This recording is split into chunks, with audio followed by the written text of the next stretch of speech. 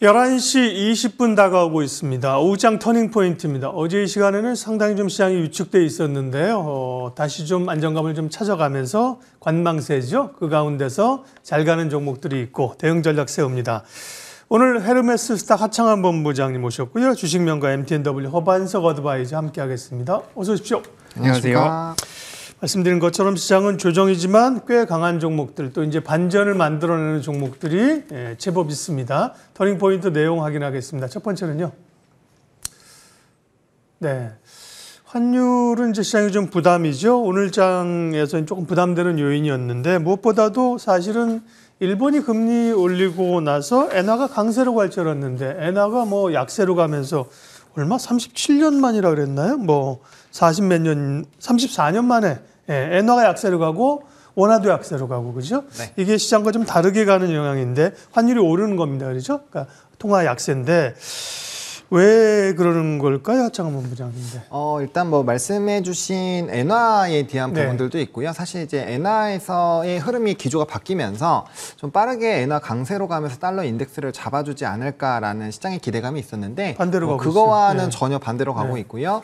또 특히나 이제 그렇다라고 한다면 위안화나 유로화 쪽에서 좀 강한 흐름이 또 나타나 주면은 달러 인덱스가 또 조금 조정 나오면서 달러의 약세의 흐름이 나타나는데 중국의 경기가 안 좋다 보니까 지금 유로화도 같은 경우도 좀 같이 안 좋은 상황입니다. 게다가 이제 유럽 지역 안에서도 일부 지역에서는 뭐 이제 금리 인상도 하고 금리 인하도 하고 하는 이런 움직임이 나타나다 보니까 통화적인 부분들이 이제 경기에 대한 부담감으로 상당히 좀 약세 흐름들을 보여주고 있고요. 그러다 보니까 상대적으로 좀 이제 달러의 강세가 나오는 것이 아닌가라고 보고 있습니다. 특히나 이제 위안화 약세가 최근에 가장 좀 두드러졌는데요. 그래서 전반적으로 달러 인덱스에서 6개 중에서 3개의 이런 통화가 좀 좋지 않은 모습들이 나타나고 있어서 원달러 환율이 올라가신다라고 이해하시면 좀 편하고요. 중요한 거는 지금 다른 기축 이제 통화국들에 대한 이런 약세 흐름으로 달러 인덱스가 강해지는 건데 만약에 여기에서 이제 내일 발표가 될 PCE가 또 시장에서의 부담감을 확대를 시킨다라고 한다면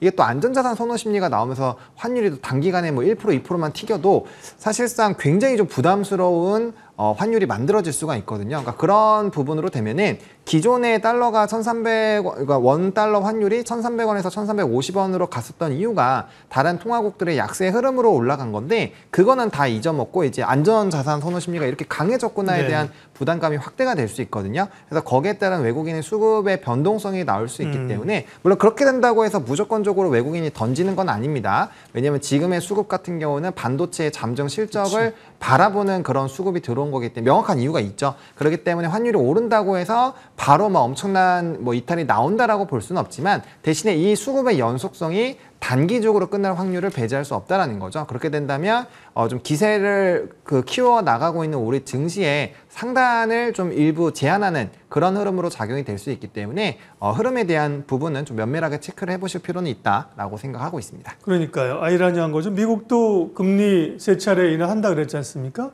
네. 그러면 달러가 약세로 가야 되고 여타 통화가 강세로 가야 되는데 달러가 강세로 갑니다. 그 요인은 미국은 내릴 거야라고 했는데 다른 나라들은 이미 내려버리고 있어요. 그죠? 맞습니다. 스위스 내렸죠.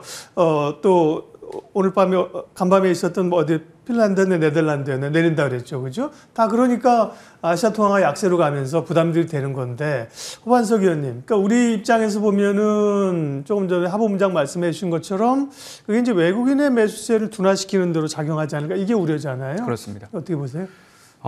박스권 이제 1,300원에서 1,350원 사이에 큰 박스권을 그려왔는데 1,350원을 저도 마찬가지로 넘지 말아야 할 선, 넘지 않았으면 좋겠는 선으로 좀 바라보고 있는 상황이죠. 표면적으로는 말씀하신 대로 금리 인하에 대한 기대감들이 높은 시점인데 왜 원달러 환율이 오르고 있는가? 주변국 통화가 약세 흐름들을 보이고 있기 때문에 달러에 대한 매수, 롱 포지션의 확대가 나타나고 있는 상황이죠. 그 이유 중에 하나는 금리 인하 할 거야라는 이야기를 하고 있지만 지난해 12월 달 우리는 1월 또는 3월에 금리 인하를 전망하면서 거기에 대한 기대감을 증시와 가격에 반영하고 있는 상황이죠. 그 와중에 연준은 금리 인하에 대한 이야기를 계속하고 있지만 그 금리 인하 시점을 못 받고 있지 않은 상황입니다. 3월에서 5월, 5월에서 6월로 지속적으로 늦춰가고 있고 6월의 금리 인하 전망 수치도 CME 패드와치상 점점점 낮아지고 있는 상황입니다. 70%에서 60% 초반까지도 내려왔고 장중 어느 때에는 50%대까지도 50% 후반대까지도 높아지고 낮아지고 있는 상황이기 때문에 예전에 이런 상황이 있습니다. 우리 금리 인하 할 거야, 금리 인하 동결할 거야 라는 이야기를 하고 있지만 금리에 대한 변동은 없었던 것. 파월 연준 의장의 입을 통해서 오히려 긴축 효과를 누려왔던 것처럼 지금도 마찬가지로 실질적으로 금리 인하를 하지는 않고 있지만 금리 인하 할 거야 라고 하는 포지션을 잡아놓고 파월의 입을 통해서 금리 인하에 대한 효과를 일부 거두어가고 있는 것 아닌가. 그러면 시장에서는 어느 순간 일면 6월에서 그 뒤로 금리 인하가 미뤄졌을 때에는 오히려 더 지금까지 기대감으로 가격에 반영했던 것들이 차익 매물 출회로 나올 수도 있다라는 점들을 PC 물가지표 발표에 대한 부분도 한번 확인을 해야 될 것 같고요. CPI, PPI가 모두 다 올라갔는데 그래도 잘 버텼습니다. 앞으로 6월까지 두 차례 CPI, PPI 발표가 나오는데 미국의 가솔린 가격 상승과 그다음에 볼티모어 대교 붕괴에 따라서 중고차 시장이나 자동차 쪽에서 PC 물가를 조금 더 끌어당길 수 있는 요인들까지도 우리는 체크를 해보아야 될 거다. 지금의 원달러 환율은 경기지표 발표와 3월의 만기 리밸런싱 그리고 자꾸 달러가 1,350원만 오면 떨어지니까 숏 포지션을 잡고서 투자하는 투자자들이 계속적으로 실패했던 모습들까지도 나타나고 있어서 지금은 오히려 수급적으로 원달러 환율 또는 달러화에 대한 롱 포지션의 수급이 조금 더 붙고 있는 상황이다. 조금 더 지켜봐야지 결론이 날 것 같다라고 보고 있습니다. 할 얘기는 많은데요. 이쪽도 시간이. 그렇다고 이제 예를 들면 지수 좀 조정받으니까 환율이 올라서 시장에 상당한 부담을 주고 가는 것처럼 느끼지만 그렇다고 뭐 지금의 사실은 강한 장은 비율을 뭐 꺾고 이제 조정이다 그렇게 보시는 건 아니잖아요. 회원님도 그렇죠? 네. 그러나 이제 약간 하본부장이 말씀하신 것처럼 상단을 좀 제약하는 요인으로 정도로 이해를 하면 될 것 같습니다. 지금 그게 이제 우리 시장을 완전히 꺾어 내릴 요인은 아니라고 봐야죠. 두 번째 터닝 포인트 볼게요. 네, 반도체 부품주의 순환매. 네, 그러게요. SK 하이닉스와 삼성전자가 앞단에 있으면서 실적 전망치 그다음에 목표 가격을 올리고 있는데 거기에 관심이 있는데 뒤에서 이수페타시스 한미 반도체가 아주 급등하면서 하면서 지금 올라가는 흐름들인데요. 그러게요. 이게 좀 없는 분들은 또 외롭기도 하고 쏠림이 나타나는 현상인데 하창한 본부장님, 네. 반도체 하이닉스, 삼성전자 얘기 많이 했는데 소부장 쪽 좀 한번 정리해 볼까요, 전략? 네, 맞습니다. 오늘 한미반도체가 17% 넘게 지금 상승을 하고 있고 장중에는 지금 거의 21%대까지 올라갔었거든요. 그러니까 오늘 이 종목을 안 갖고 계신 분들은 좀 굉장히 아쉽다라는 얘기를 하실 것 같은데 그래도 이제 반도체 전반적으로 또 순환매 흐름들이 나타나다 보니까 이수페타시스도 움직이고 오늘 소켓 쪽도 ISC라든지 TSA 이런 종목군들에서의 좀 움직임도 일부 나타나고 있습니다. 그래서 사실 특정한 종목만 올라가는 건 아니고요. 또 게다가 한미반도체 같은 경우 이제 마이크론의 HBM 관련된 이런 단독 기사들이 나왔는데 그런 부분에서의 좀 이벤트가 같이 붙어줬다라고 보시면 좋을 것 같습니다.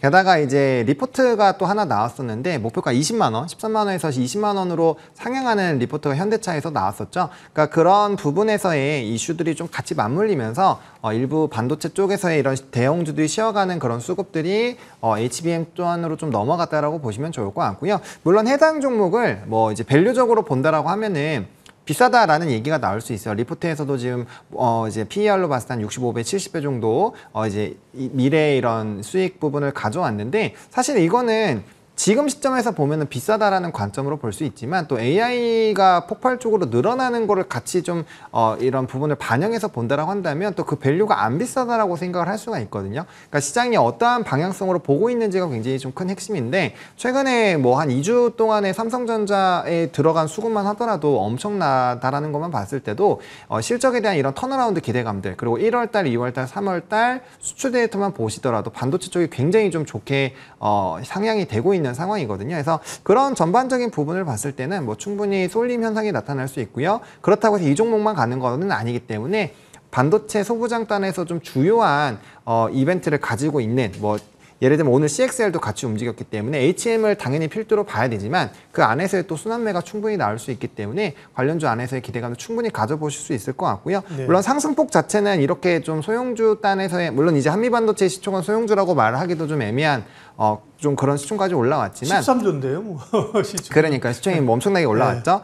그런 상황이지만 뭐 그렇다고 해서 뭐 삼성전자를 한다라고 해도 충분히 수익은 따라갈 수 있기 때문에 물론 이 정도의 수익은 아니겠지만 그래도 어느 정도 따라갈 수 있기 때문에 네. 너무 소외감은 안 느끼셨으면 좋겠습니다. 이 분야의 또 전문가는 허반석 어드바이저. 예를 들면 한미반도체, 이수페타치스 지금 사도 됩니까? 그러면 네. 많이 오른 거 말고 안전한 구간의 종목들 늘 말씀하시잖아요. 그죠? 그런 좀 대안을 좀 주세요. 네. 늘상 동일한 이야기를 드리고 네. 있습니다. 뭐 SK 하이닉스도 그렇고요. 그리고 한미반도체, 이수페타시스 등 많이 오른 종목들에 대해서는 보유자 영역으로 좀 남겨놓아도 나쁘지 않을 겁니다라는 이야기 드리고 있습니다. 그 이야기를 드리는 이유는 일면 어느 순간 일시에 차익 매물 출회가 나왔을 때에 마지막에 올라타신 분들은 늘 손해를 보고 있기 때문에 지금 그 많이 올라간 종목들에 대해서는 보유자 영역으로 남겨놓자. 그러면 나도 언젠가는 보유자 영역에서 웃을 날을 그릴 수 있는 종목들에 대해서 지난주에도 한 판으로 정리를 해서 안내를 좀 드린 바 있습니다. 동진세미캠 그리고 하나머트리얼즈 ENF 테크놀로지 그리고 아비코전자 ISC 원익그룹주 한번 보자라고 안내를 드린 바 있는데요.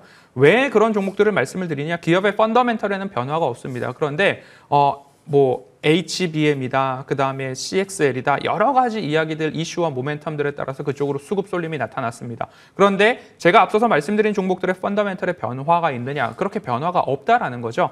매출액과 영업이익이 증가하고 있고 산업의 방향성도 증가하고 있고 DDR5에 대한 세대 교체는 여전히 진행 중이고 아직까지 DDR5 침투율은 초반이더라라고 봤을 때 소켓 관련된 종목들로 ISC도 마찬가지로 지난주에 말씀을 드렸고 지난주 말씀드릴 때에도 차트상 저위험 구간이었기 때문에 이런 종목들을 빠르게 바라보실 수 있고 그리고 빠르게 올라가지 않는다라고 해도 이 기업의 펀더멘털이 훼손되지 않았다면 나도 이 기업을 차트상 저위험 구간에 잡아놨기 때문에 보유자 영역에서 웃을 수 있더라라고 보시면 좋을 것 같습니다. 이런 종목들 중에 아직 올라가지 않은 종목들을 본다면 아마도 아비코전자가 그 다음 후속 주자로 추가 반등 흐름들 나올 수 있지 않을까. 그래서 보유자 영역 것들은 보유자 영역으로 놓아주시고 그리고 보유자분들도 마찬가지로 지금은 반도체에 불이 붙어 있는 상황이죠.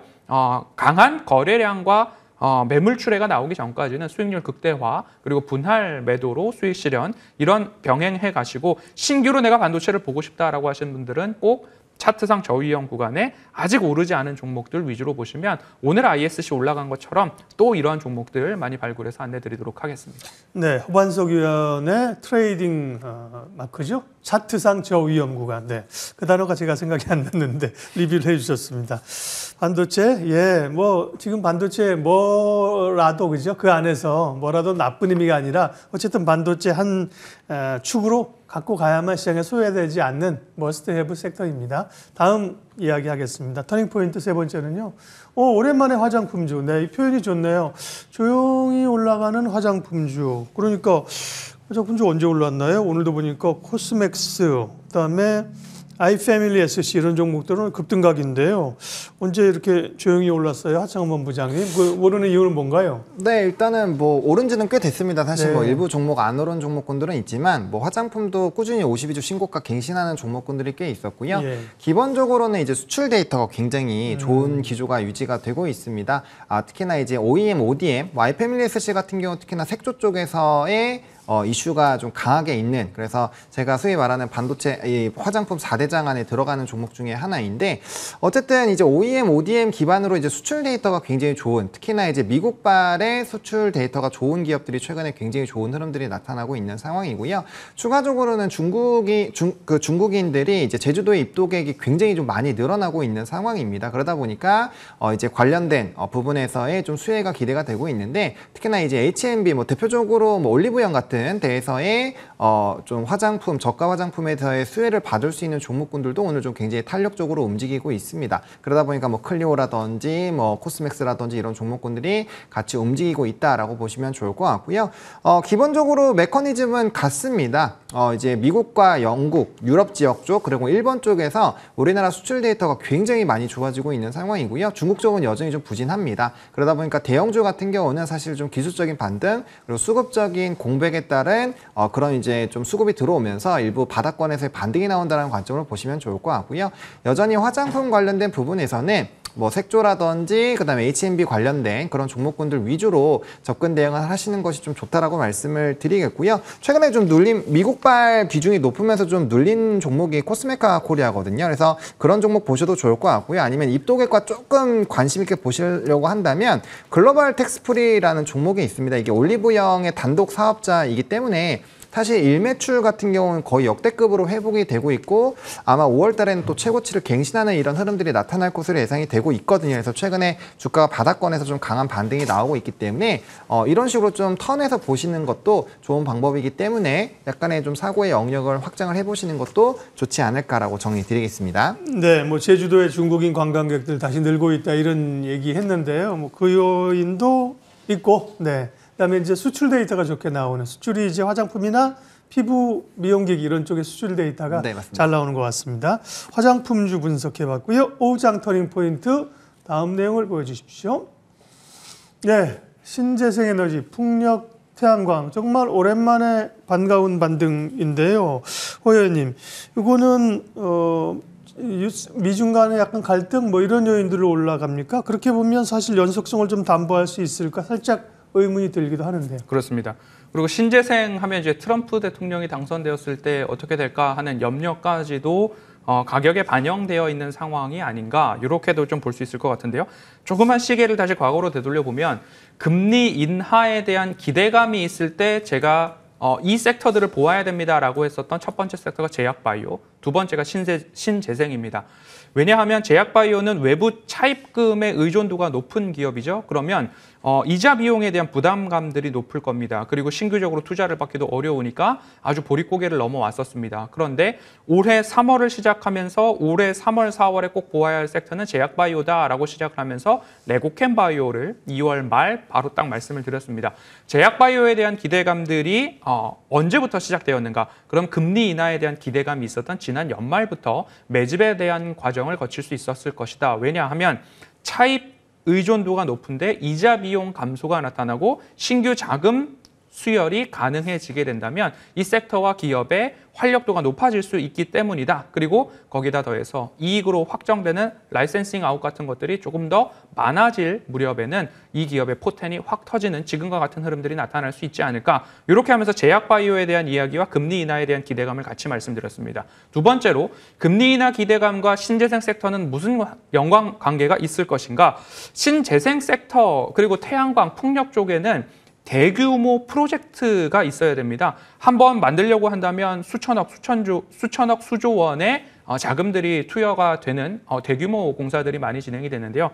먼저 미국에서부터 이런 것들이 코로나 팬데믹으로 인해서 모두 다 올 스톱되었습니다. 그리고 나서 지금부터 하나하나 나오는 게 전력망, 전력 인프라에 대한 개선, 그리고 통신망 인프라에 대한 개선, 그리고 신재생 에너지에 대한 다시금 재개에 대한 이야기들이 나오면서 CS윈드를 대표적으로 본다면 공급 체결 공시가 두어 달, 한두 달에 한 번씩 꾸준하게 나타나고 있는데요. 미국향, 대만향 등등 흐름들이 이어지고 있는 상황이기 때문에 금리 인하 기대감과 함께 신재생 섹터에 대한 기대감 보시면 좋을 것 같고요. 수주 잔고가 여전히 탄탄한 종목들 중심으로 보시되 CS윈드나 CS베어링, SK오션플랜트 등의 종목들로 아직까지 수주 잔고가 탄탄한데 많이 오르지 않았다라고 한다면 관심 있게 보셔도 좋을 종목과 섹터로 바라보고 있습니다. 네, 신재생 쪽에서의 포인트와 관심 종목까지 알려주셨습니다. 네 가지 체크 포인트, 터닝 포인트 봤고요. 예. 마지막은 저희 오후장 터닝 포인트 종목 이야기입니다. 관심 계속 순환매가 나타나고 있는 상황이기 때문에요. 관심 가질 기업들 살펴보도록 하겠습니다. 본부장님. 네, 저는 LS를 들고 왔습니다. 네. 사실 전선 쪽에서는 LS와 일진전기 두 종목을 좀 토픽으로 보시면 좋을 것 같은데 그 중에서도 조금은 좀 이렇게 편안하게 들어가실 수 있는 LS를 일단 들고 왔고요. 좀 속도를 보신다면 일진전기를 보시는 게 훨씬 더 빠릅니다. 일단 두 종목 모두 다 최대 실적에다가 이제 전선 쪽에서는 가장 토픽으로 꼽힐 정도로 좀 모멘텀이 있는 회사들인데요. 일단 LS 같은 경우는 전선 사업부에서 가장 이제 관련된 종목군들 중에서 가장 해외 매출 비중이 높은 회사입니다. 게다가 구리부터 자회사들로 다 설정이 되어 있기 때문에 수직 계열화가 굉장히 좀 잘 되어 있는 상황이고요. 변압기 관련된 종목군들 뭐 제가 이전에 뭐 LS 일렉트릭이라든지 뭐 이런 기타 HD 현대 일렉트릭이나 이런 것들 좀 말씀을 드렸는데 변압기에 대한 그런 상승 기조가 아마 전선 쪽으로도 이어질 겁니다. 이게 산업적으로 좀 공부를 해보시면요. 변압기랑 송전을 깔고 나서부터 이제 중간 단계가 지난 다음에 전선을 설치를 하거든요. 그러니까 변압기가 설치가 늘어나는 양만큼 전선에 대한 수요도 엄청나게 늘어나는 국면이기 때문에 그 변압기의 온전한 수혜를 뭐 이런 전선주들도 다 같이 누릴 수 있다라고 보시면 좋을 것 같습니다. 네. 게다가 뭐 재생에너지부터 시작해서 여러 인프라 투자도 있고요. 또 노후 변압기들에 대한 이런 교체 주기가 워낙 강한 상황이기 때문에 그러한 관련된 산업적인 사이클을 같이 받아주고 있다는 점, 그리고 국내에서도 전선에 대한 수요 자체가 좀 늘어나고 있거든요. 물론 변압기보다는 일부 사업권에서 1년에서 1년 반 정도 후행하는 그런 경향이 있기 때문에 속도 부분은 조금 더딜 수 있지만 그래도 최근에 바닥권에서 좀 유의미하게 우상향 기조들이 만들어지고 있기 때문에 지속적으로 관심 있게 보시면 좋을 것 같고요. 목표가는 1차로 13만 원 보고 있지만 2차로 15만 원까지 열어놓고 보시면 좋을 것 같고 손절 라인은 92,000원 좀 집중해서 봐주시면 좋을 것 같습니다. 하창한 본부장의 관심주 LS였고요. 허반석 의원님은 관심주 말씀하시기 전에 지난주 관심주 VT 짤막하게 잠깐 리뷰해 주시고 오늘 종목 얘기해 주십시오. 네, 뭐 마찬가지로 펀더멘털 실적에 대한 변화가 없더라. 그리고 리들샷에 대한 수요가 우리나라뿐만 아니라 동남아시아, 일본 등에서도 흥행을 이어가고 있더라라는 부분이니까요. 차트상 저위험 구간의 실적 모멘텀들이 훼손되지 않은 종목들이 이렇게 매수해 놓으신다면 VT처럼 반등 흐름들 나오는데요. 여기서 중요한 것은 단숨에 올라가지 않는다라고 하더라도 하방이 제한적인 종목들 위주로 들어가신다면 손실 볼 확률보다 수익 볼 확률이 높으니까요. 이런 부분들 참고하셔서 VT 보유하신 분들은요. 목표가 2만 원 먼저 말씀을 드렸으니까요. 조금 더 홀딩해 가시길 당부 안내 드리도록 하겠습니다. 오늘 제가 말씀드릴 종목은 신성 ENG입니다. 신성 ENG 같은 경우에는 삼성전자의 투자가 확대되었을 때, 캐펙스 투자가 확대되었을 때 수혜를 받을 종목들은 어디에 있을까에서부터 출발을 하시면 좋을 것 같고요. 일전에 한번 먼저 반등 흐름들이 강하게 나타났습니다. 지금 자리는 재차 다시 한번 지지의 흐름들이 나올 수 있는 기술적 지지선들의 흐름들이 좀 나타나고 있는 상황이죠. 최하단에서 반등 흐름들이 나왔고요. 다시 조정을 거듭할 때에 200일선과 중기되돌림 라인에서는 지지 흐름들이 나타나고 있는 흐름들 나타나니까요. 반도체, 뭐 클린룸 이런 흐름들 나오고 있습니다. 2차 전지에서는 드라이룸, 반도체에서는 클린룸 수주 확대에 대한 외형 확대 기대감들이 있으니까요. 이 부분 참고해 보시고 목표가는 2,800원, 손절가는 2,150원 보시면 좋겠습니다. 그리고 오늘 방송 마치자마자 공개 방송이 있습니다. 차트상 저위험 구간 추세선 긋는 것들을 어떻게 하는지 궁금해하시는 분들 많은데요. 이 부분에 대해서 안내를 드리고요. 앞으로 금리 인하가 왔을 때의 우리의 시장에 대한 판단과 대응 자세는 어떻게 해야 할까? 이 부분 같이 챙겨보도록 하겠습니다. 신성 ENG 관심 종목입니다. 신성 나오면 신성 델타테크가 먼저 생각나는데 다른 기업입니다. 신성 ENG는 반도체 클린룸, ESS 장비 이런 쪽 하는 기업입니다. 헤르메스 스탁 하창한 본부장, 주식명가 MTNW 허반석 어드바이저 두 분 함께했습니다. 수고하셨습니다.